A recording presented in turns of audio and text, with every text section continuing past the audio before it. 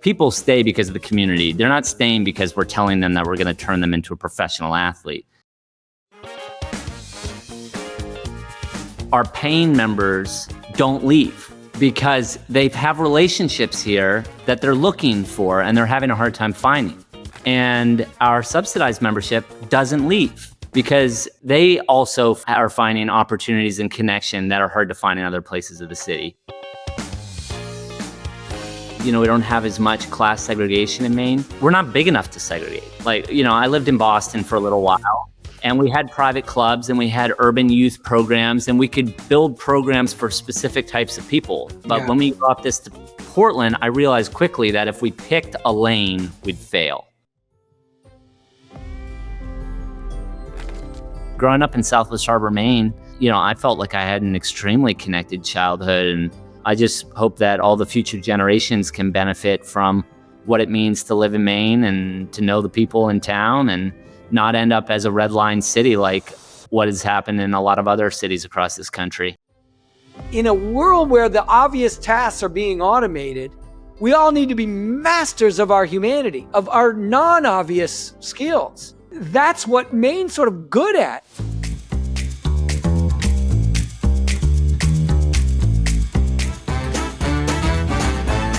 So it started for me, the Lutz brothers of the great Lutz family of Prouts Neck.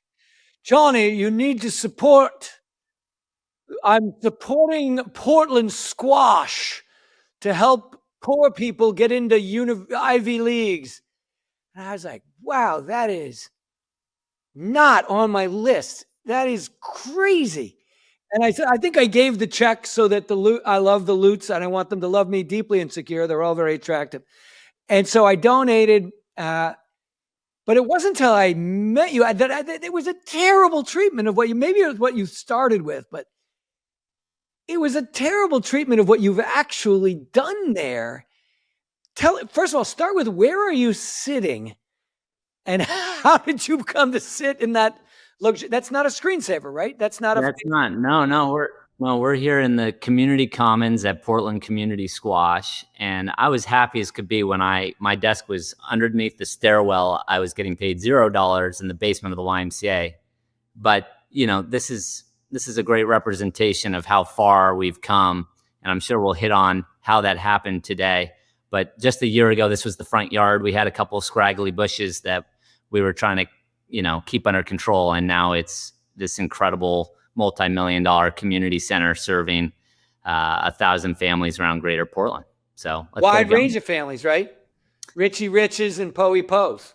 We have every corner of the city, and that's what we're most proud of because every one of those communities, you've got to win them over. So we've been selling, I sell just as hard when I come across Jonathan Bush as when I come across Shakir over in Riverton Park. You got to win them all. You I think touched on something that I love most about Maine, which seems, I know we both are big fans of Robert Putnam's book, Bowling Alone. And in Maine, you don't bowl alone as much, even though it's such a rural place. You go to school with kids of a wide range of parents. People, it's not racially diverse, but it's classically diverse. And Portland Community Squash has that. First of all, can we get the squash thing out of the way? Why is it Portland Community Squash and not Portland Community Pogo or soccer or how did you get there? Yeah, no. And I mean, in retrospect, dance would have been a lot easier. In fact, we had all the dance organizations around the city here a couple weeks ago talking about collaborating on a space across dance organizations. But squash, I grew up in Southwest Harbor, Maine. My family was in the boat business. And my grandfather said, do anything but the boat business. So I went into the nonprofit squash business. And didn't see that one coming, I don't think. He really didn't. And in fact, they dedicated a court for me last week, and he came down and he had a big smile on his face, though. I think my family just loves the challenge. I got introduced to squash. The reason we chose squash, I was sitting in the cubicle looking for a challenge, and I thought hitting a ball against the wall with a bunch of kids and families in the wintertime in Maine would be fun. It just turned out that I had to sell that vision to 13,000 people to make it a reality. But you were a squasher by then. You'd gone a long way in squash Yeah, yourself. yeah. When my mother remarried in the Boston area, and I thought I was going to be Nomar Garcia Parra. I was a baseball kid growing up, and proximity to baseball fields wasn't quite the same living in a little apartment in the South End of Boston. But there was a guy from Maine that was a squash pro down the road, and so I ended up on court with him, and it had some characteristics of playing shortstop, and I loved it, and probably fit my build a little bit better. A lot more plays per game than that poor shortstop was staring their way. Please, God, hit it to me. Please. True. But I was that shortstop where I would jump out of my shoes before every pitch just to be ready to make that diving play. Like, that's why you needed squash. Every shot's to you, right? Exactly. I've been on the edge of my seat ever since I was 2 years old. So squash was a good fit for me. I get to strike the ball a couple thousand times every match. I can't imagine how many millions of squash balls. Malcolm Gladwell would be proud. It's more than 10,000 hours and 10 million strikes. What got you? You were a competitive squash player in college then? Is that fair to say? Went teams and all that? Yeah, I mean, I didn't have all the fancy coaching that some of my peers had when I got to Bowdoin. So I came in playing about 12 on the lineup. But my coach, Tomas, really took an interest in how much I wanted it. And so I was playing top 3 towards the end there. I played a little bit at number 1. You had a Cinderella story of your own in your world, and squash was the ladder. Yeah, somebody saw me and invested in me, and I couldn't count the number of relationships I had, and I got to Portland, and I loved that town. It was my first time living in Portland after I graduated from college. All my friends went on, took jobs in the big cities, and I just said, I want to stay. And so we started building a little squash community out of the basement of the YMCA. And what were you doing for work? Did you start right up? So I'm going to start a nonprofit. I'm going to do this, or were you doing something else? No. Yeah, no. I had a full-time day job for the first couple of years. I was crunching numbers for Unum and really, enjoying it. But I knew I had the entrepreneurial bug. When I left work, I just kept volunteering, working. I just had that hunger at a young age, which was great. Now today, so it starts as this thing in the YMCA, a couple of courts. You're part-time, then you're full-time. You've grown this thing to a a lot of people don't know. Like, you're east of Eastie there in the Back Cove kind of area, and you've got an old. Well, just describe where you are and what the program, like if I were to go behind that back wall. Yeah, absolutely. So we're a 20,000 square foot community center with 7 squash courts, 3 classrooms, a full commercial kitchen and cafe, yoga studios, and a full gym, locker rooms, the whole bells and whistles, basketball courts outside. We have 10 programs we run here. 5 of them are led by staff, and they're meant to teach youth and families pathways to opportunity, relationships, and well-being. And once our families feel a sense of autonomy and agency here, and they're really loving it, we have a whole nother suite of programs that we call self-guided programs where families can come and enjoy it on their own. They can come for meals. We've got big barbecues and brunches on Saturdays and dinner in the evenings. They can come for social events, to play in the squash leagues, to work out, and to volunteer. And the nice thing about our model, when your programs are led by staff, you have a ceiling on how many families you can serve. And organizations with our budget typically cap out at around 100 families. Well, those staff-led programs are able to grow a little bit. We just expanded the facility. We're in this beautiful 1950s synagogue that was going to be knocked down. We worked with the congregation to repurpose it. But now that we've expanded a little bit, we're seeing about 700 people a week come into self-guided programming. And there's a destigmatizing effect there, right? I mean, when it's a program, you got to sort of qualify for the program. Oh, are you of need or whatever? And so there's a ghettoization there. Well, it's only people who are, stuck under this particular snag in life. It's great. Other people, but yours runs the gamut now. These self-guided, which is the majority, right? I mean, you said 100, 700. So 7-1, 6-1 are people that could be, masters of the universe. They can go anywhere, and we're winning that business. And what we talk about as a staff all the time is we just have to be better than Netflix. But one thing you said struck me earlier about Maine, and why it's a really connected. We don't have as much class segregation in Maine. If we did segregate, we're not big enough. We're not big enough to segregate. I lived in Boston for a little while, and we had private clubs and we had urban youth programs, and we could build programs for specific types of people. But when we brought this to Portland, I realized quickly that if we picked a lane, we'd fail. But if we built a business that served everyone, we'd have a shot. Well, it turns out we're twice as efficient financially as a lot of our peers around the country. And our outcomes have gone through the roof, because it turns out that when people rub shoulders from different walks of life, everyone thrives. This idea of sort of Amelia Earharting everyone who's different than you can be a little bit of looking down the nose-ish. Totally. And you just gave it back to me. Our paying members don't leave because they have relationships here that they're looking for and they're having a hard time finding. And our subsidized membership doesn't leave because they also are finding opportunities and connection that are hard to find in other places of the city. And when people write applications to join our club, they just recite our mission right back to us. We're looking for a place where everyone in town feels a sense of belonging, and our kids can get introduced to different views, etc. I mean, people are looking at it, and everyone's hungry for that. You're new to this country. You don't want to only meet other people new to this country. It'd be great to be friends with people who are completely wired in town, maybe better. And if you've been wired in the same 12 families your whole, for 3 generations, meeting a new family that actually shares interests with your kids, and there they all playing, what a great feeling for them. Yeah, no, it's true. I'm not sure why it's so tough. Maybe it is the fact that we just have a little bit of it's just the way that running business is structured. You incorporate as a nonprofit or you incorporate as a for-profit.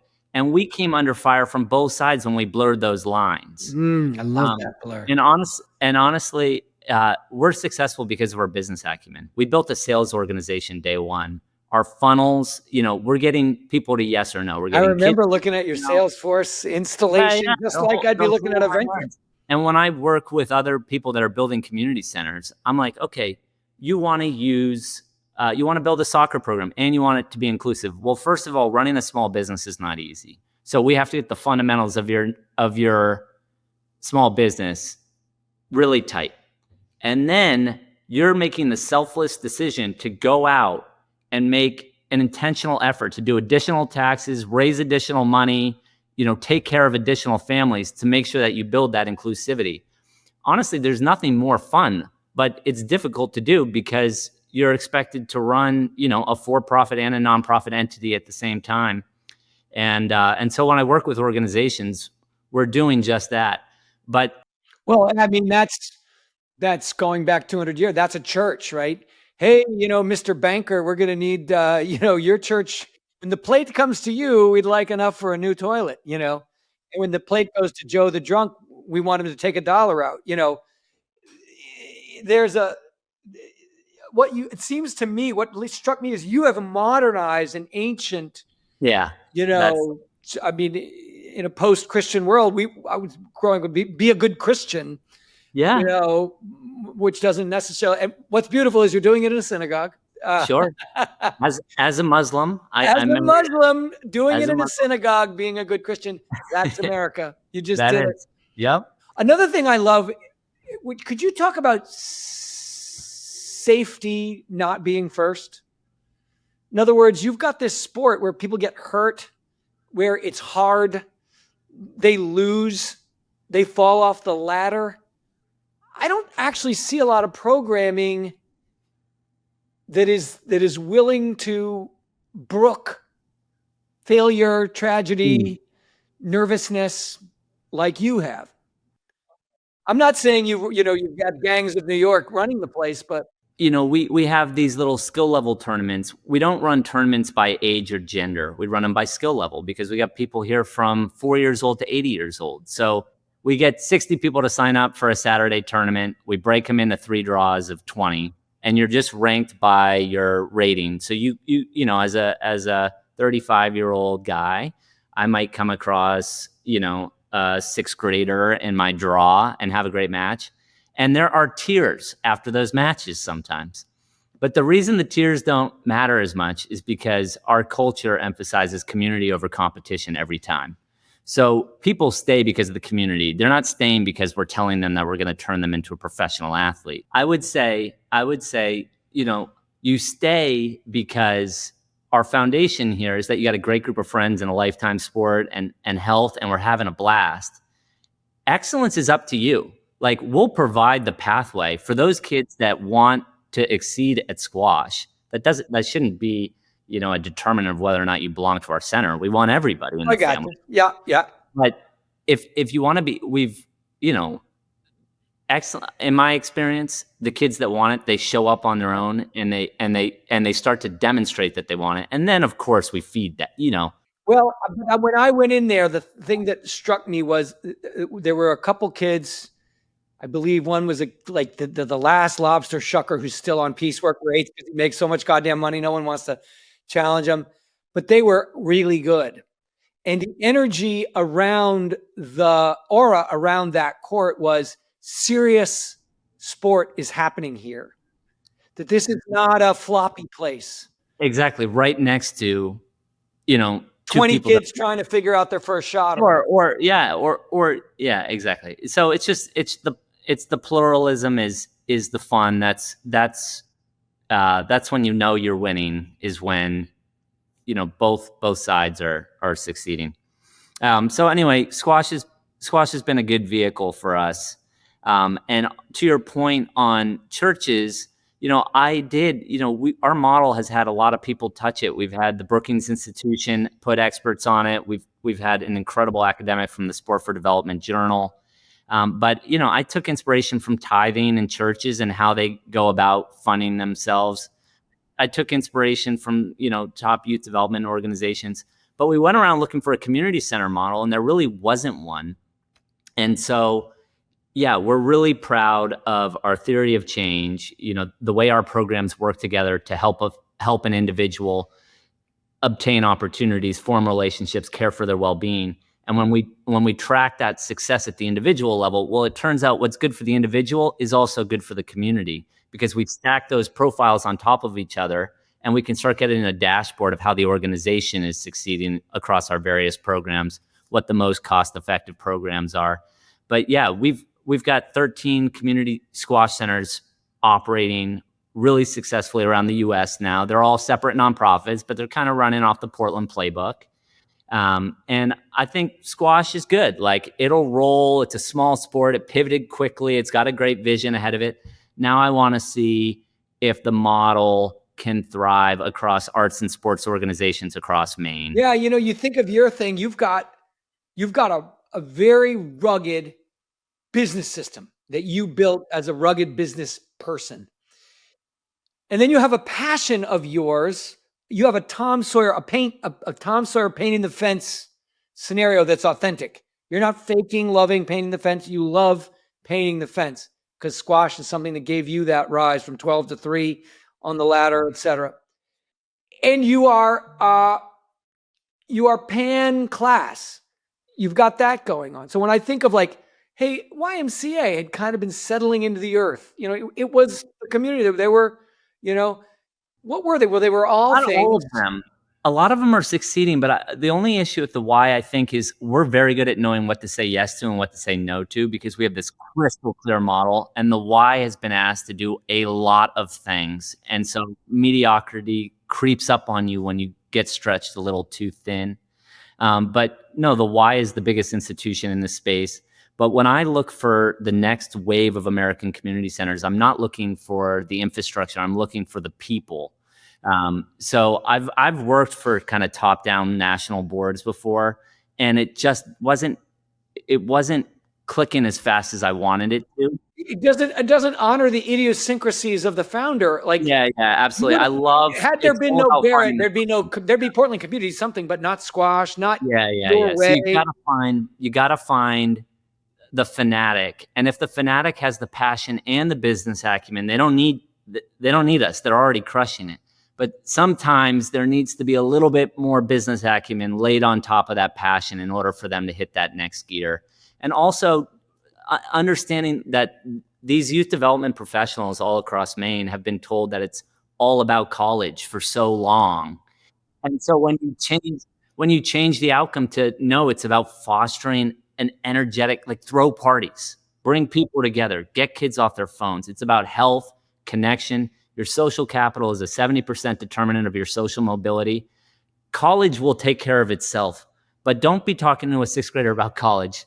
You know, they either have their light switch on or off, and that is the only thing you should be focused on. How do you switch as many light switches on in your community? So you're at scale now, more or less, 700 families. I mean, I think you'd mentioned sizing it to 1,000.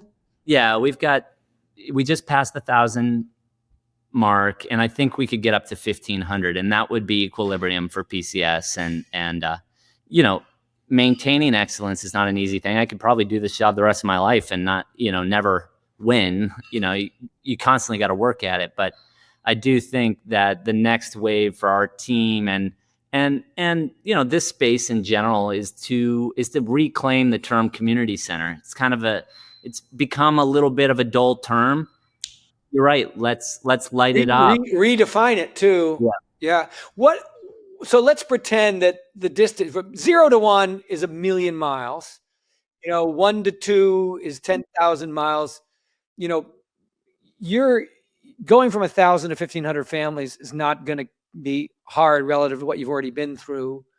So what do you want to do next? Do you want to grow this exact thing? Do you want to, you've already inspired others to do almost exactly what you're describing. What's your scale fantasy for the next, 5-10 years? Yeah, no, I actually like asking this question to people because there's a few different directions you could take it. I've kind of gotten it down to a point where, am I helping with the actual mechanics? Like when I used to do consulting for getting these community centers off the ground, I'd either come in on the front end to help craft the story and set up location, leadership, and capital. Those were the 3 ingredients that I had to see in order for there to be a possibility of success. And so location, leadership, and capital around some founding idea. So correct. Okay. So there's a founding idea, but it's like, if you don't have these 3, it doesn't matter whether the idea is good or bad. Right. And so then I might come back in later and help with the actual student safety, org chart, insurance policies, all that, like the actual meat and potatoes of what it takes to operate these things. Now I'm at a point like that's kind of working on the mechanics. I can't, in terms of impact, I think storytelling's a really powerful space to be in. Like Vivek Murthy, our former Surgeon General, talked about social isolation, like really hurting life expectancy. And all of a sudden this was, I think his work did more for this movement than anybody. But a lot of the conversation is around the problem right now. And there hasn't been a lot of conversation around the solution. So I've been compiling a list. I've got 32 what I call national advocates. They're journalists, they're policymakers. And I don't know, I kind of want to put together a story. What's a rock gym in Memphis, a ballet studio in New York, and a squash club in Portland, Maine have in common? This is the next wave. And I don't know if I want to do that like on the national stage, or I think Maine telling that story with like a big partner, maybe like Health. Let me be honest, Barrett. If you want to do something for the national stage, let's knock it out in Maine and then go to the country and say, here you go, babe. I agree. Rural and urban, purple. This is the place to build what's next for this country. I totally agree. That's the pivot. And you know what also helped with that calculus? Getting married last year was like the nail in the coffin. I was like, all right, I'm all in, because I don't want to travel. forever I was taking care of other people's families, and I was like, oh man, I might actually have a family. Yeah, you are. Oh, by the Yeah, way, exactly. Mazel Tov. That's great. Thank you. Thank you. I love marriage. I love it so much. I've done it 3 times. So you're going to pivot. You're going to go all in on Maine. I'm assuming so one path is all of Maine is onto squash. But what you're really talking about is all of Maine is onto community. So talk us through like what's consistent and what's different. What are you looking for? What's your Uncle Sam poster here for the millions and millions of viewers of Maine for Keeps? Yeah, I would say exactly. Maybe one day. The low-hanging fruits in Portland, because we have 67 youth and family serving organizations that are finally, I know Portland's super spoiled. Like if you got a kid, you're very lucky to be in Portland or greater Portland, and name something and you can do it here. But we're meeting regularly now. We don't know who's being served and who's not being served. That's really easy data for us to get together. We just haven't done it. We just turned our work group over to the United Way, so we're getting an institutional partner that's going to be able to corral it a little bit. As much as I'd love to be the front man on this, it's I got too many things going on. So I'm supporting that work. And in terms of how it rolls out across Maine more generally, I'm not sure. It's not really my place to say. I don't know the other parts of the state well enough now. I know what the low-hanging fruit is. Well, you mentioned something that I thought was exciting just a little while, recent conversation with you about was it a fencing person who loved fencing? Yeah, sure. Yeah. I just met a person named Cara this morning. We had a half-hour call. She's building a community around fencing in Topsom and has a great mix of adults and junior. Fencing in Topsom, kids and adults, rich and poor. So this is it. It feels like. But it could be school sports. It could be community schools as a movement. Use the school more actively. Like, why are we only using our school for half of its operating hours? Like, we should be using the infrastructure we have. Oh, God, tell me about it. Yeah, you know, get into it with my beautiful town out here in Cape.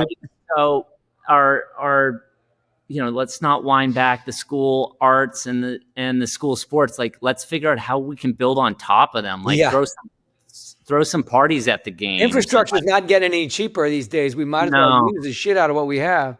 Exactly. Yeah. Exactly. And to my point, I feel like if we can tell the story, I never knew what a community builder was. I knew what private equity was coming out of Bowdoin. All my friends went into finance. Like, no one celebrated that path. And so when I talk about storytelling, I'm trying to celebrate, like, I don't know. When I think about the church, because you brought up the church, I was fly fishing in New Brunswick, and I'm in Deep Woods, New Brunswick, north of the Miramichi, and there's tiny little homes along the river, and then there's a massive like Baptist church sitting there. I'm like, how did they build all this infrastructure, onboard all of these ministers and community leaders? Like, this groundswell is, it's thousands of years old, and it's a mission from God. But there's some lessons to be learned there. We need our houses of worship. Americans report of being just as religious as they were 30 years ago. The problem is they go to church 40% less. So we're all getting a little bit Lutheran about all of our authorities. I'm not. Luther's like, I don't know about this Pope, and we're like, I don't know about this president. I don't know about this church. I don't know about this. But that's okay. Maybe those things need a good rub down from other evangelists like you. Yeah, I think a little, just recruiting more community builders, whatever their form of community is, and I think that just involves a little bit of language, taking some stories mainstream. I like jumping on a podcast like this because it's just another chip away at the brick wall. And who knows, if I dedicate a career in this space, maybe, the people that are in this fight with me, we make a pretty good dent in the wall, and we make our communities a little bit more connected. But growing up in Southwest Harbor, Maine, I felt like I had an extremely connected childhood, and I just hope that all the future generations can benefit from what it means to live in Maine and to know the people in town and not end up as a red line city like what has happened in a lot of other cities across this country. Portland's growth and Maine's growth is so fresh. I feel like we got a shot at really holding on to what makes Maine Maine. Whether that means teaching those values to a family that just moved here from overseas or a family that just moved here from New York City. I mean, what makes Maine Maine to you? It's running. I mean, for me, it's not needing a plan, knowing I'm going to run into people around town, and I just never feel alone in this state. In a really fulfilling way. Yeah. It's a community thing, isn't it? That's the main thing. It's something about connection to other people. You can hate them, but you're still your neighbor and you still help them out and dig them out or whatever. Yeah. It's the damnedest thing. I love that about me. Yeah, no, it is good. And I was at the Hearts of Pine game last night. I feel like big night. Yes. The hat trick. I know. It was awesome. I flew my dad up so we could go to the game for Father's Day, and it was a blast. But they kind of got the storytelling right? I mean, we love Gabe. Gabe should be on here next. He should be on here. Gabe, you're invited, buddy. We'll get you on. Because talk about a business model that's, both community building, but also capital efficient. I mean, he's going to make his investors rich if he keeps going like he is. And he's using the Portland schools. He's cleaning up. He's adding to their infrastructure. Totally. Yeah. But picking a challenge. If you find a community builder, these people are on fire, man. They won't stop. Gabe's been at this for 5 or 6 years and he just didn't stop. So, yeah, it's interesting that Maine entrepreneurs are pretty community-minded people.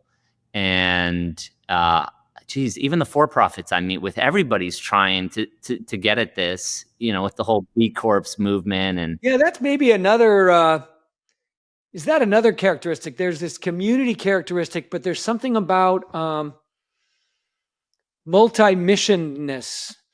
The Maine Love Water Company is trying to promote Sebago, but also, trick people into stopping using plastic bottles and, putting love into that.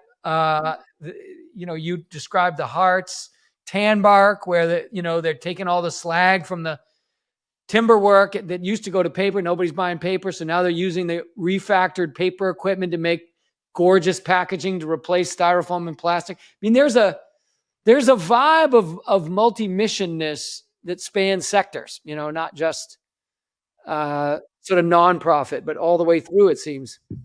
Maybe it's the newer generations coming up in this country, but I don't think it's just Maine. I think there's an upswell of these values across the whole country. It's just, I really feel like Maine, we just pivot faster. Like you see it quicker than you see it in other places because the connections across the state allow business to happen very quickly and allow us to move quickly. So, yeah, I agree with you. I mean, the whole theme of your podcast and the work that you're doing is, how do we celebrate Maine and what makes it special? And I think our size puts us at a huge advantage, especially at a time when you need to be able to pivot so quickly. The world is changing so rapidly right now. It's a real advantage. But, the work you're doing on the business side of things as well is critical. We still need jobs up here. We need to be a business-friendly place. I think maybe careers, job. Yeah. People say jobs and they say workforce, thanks. Like these people are cuts of meat. But I like that. In an AI world, like that ain't enough. Like we need ladders of, if you do this, we'll give you charge of that. And if you do that, we'll give you, 3 teams to do it. Some way of getting people to retain earnings, kind of own. It's one thing to pay. It's another thing to own. It's not every day that you get to sit in front of our kids and families. Like, can you teach me a little bit about that right now? Like if I'm communicating with our staff about how to talk to our kids about positioning themselves competitively, because our kids are extremely ambitious. And just in your opinion, what are some of the things that you would share with them? The number one thing I would share with them is the model of your life, which is why that place is so successful. And I will happily blow smoke as far up your ass as you want, but this is actually a thing where You are doing a unique thing that was not programmed into you. There was nobody in Southwest Harbor saying, son, get out there and build a squash center in Portland, become a Muslim. And, that wasn't on the playbook. You got other things from them, work ethic and grit and willing to be different and all that. But I think in a world where the obvious tasks are being automated, we all need to be masters of our humanity, of our non-obvious skills. And that means be around people who chose non-traditional paths, but still deployed work ethic, still deployed Christian. We'll come up with a Portland-friendly word for Christian ethic. But that's why I wanted you on this thing. That's what, and what Maine's sort of good at. I mean, people say, oh, from away. But in Maine, I don't know anybody who doesn't have 12 neighbors that are weirdos. And they still see them and they still say hi and they still know their story. They may out the living room say, boy, that guy's just so goddamn weird. But they're still engaged with them. And I think that ability to be engaged with, despite your weirdness, is a critical career trait. It is not just oh, good for me, I'm okay now. You can't say I'm different and then lie back and say, oh, I need help. You got to be saying I'm different and I'm going to win on that and drive. And I feel like your story is exactly that story. So I'm sure you could give them speeches. I'm always available to give one to them if you want. I love the speech, but it's the living model, I think, that's most prescient. So you think that character and community are the must-haves, and then the skill and expertise, it comes naturally.